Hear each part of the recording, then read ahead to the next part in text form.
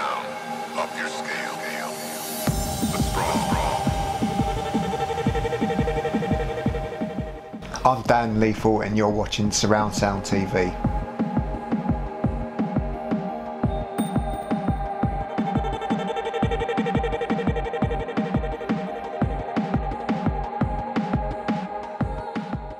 So I'm Dan Lethal. I've been around in music since around 2001 when I first set up my own studio in Romford, Essex. Ended up losing premises there, but then managed to set up again in Bow, East London, which was a place called Cafe Music. So I worked there for about 5 years, I think. I was teaching music at the same time at Newham College.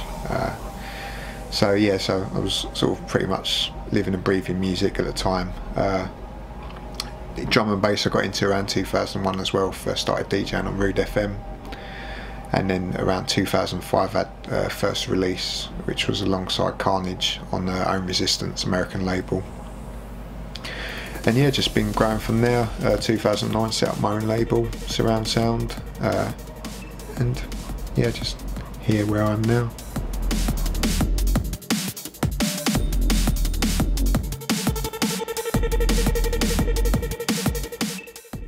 My sound is primarily techno influenced, drum and bass. I mean, it does take in influences from other areas of music as well as influences from outside, but if I had to sum it up in a single phrase, it would be, yeah, techno influenced drum and bass.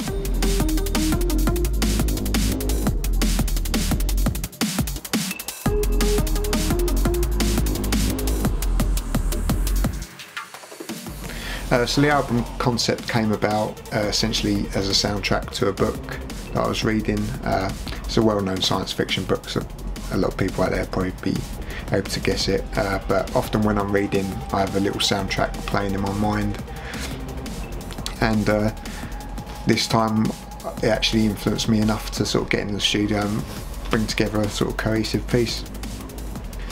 The album took about 18 months all in to put it together, having to juggle sort of work and family around producing an album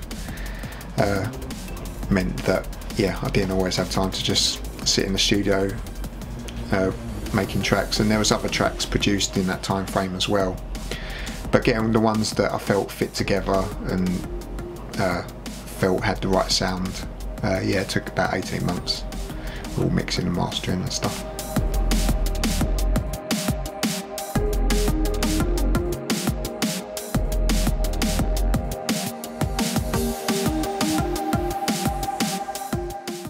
I can't really pick a standout track, if I'm honest. I think there's different elements about different tracks that I like a lot. I think there's a lot of different styles from my own personal tastes. One of the important ones was Jacked In, because that was the first one that I did for the album, and that was one of the ones that spurred me on to think, actually, I feel ready to finally put an album together. The album's primarily just me from a production point of view. Maybe a bit selfish, but I wanted my first album to be just all my productions. There is Icebreaker features a Hostile MC, so I'm pretty happy with how that track came out. His vocal really fit the concept of the album, so that was a good track.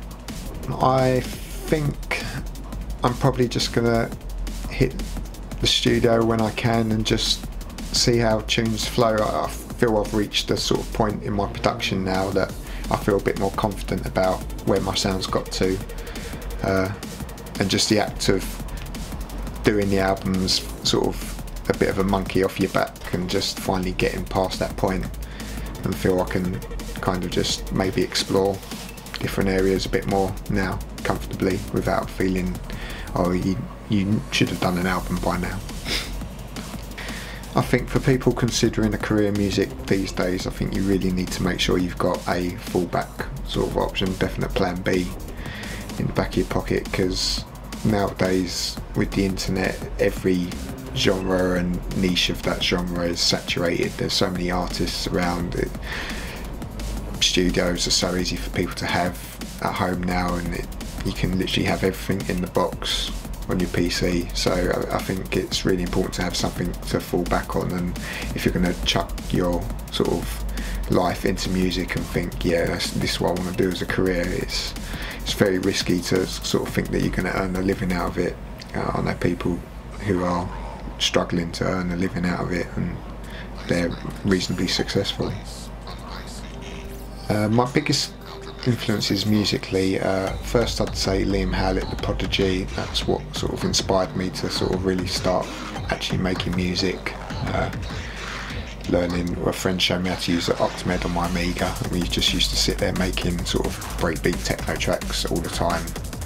So there was that breakbeat, rave, hardcore influence from the early 90s, and there was also a sort of big techno influence as well, which obviously was in that music that was around at that time. So probably my biggest influence was music that came around the sort of the early 90s, I guess, from sort of artists like Jeff Mills and Joey Beltran from a techno perspective, and then people like Dre and Premier from a hip-hop perspective as well, and then bands like Nirvana and the whole grunge scene. I think music that's energy, but also music that's simple, not too many elements, and just has a big sound to it. I think that's always been what I've tried to be about. Don't forget to check out surroundsoundrecordings.co.uk for more information on the label, and don't forget to buy my album The Sprawl, out October 6th.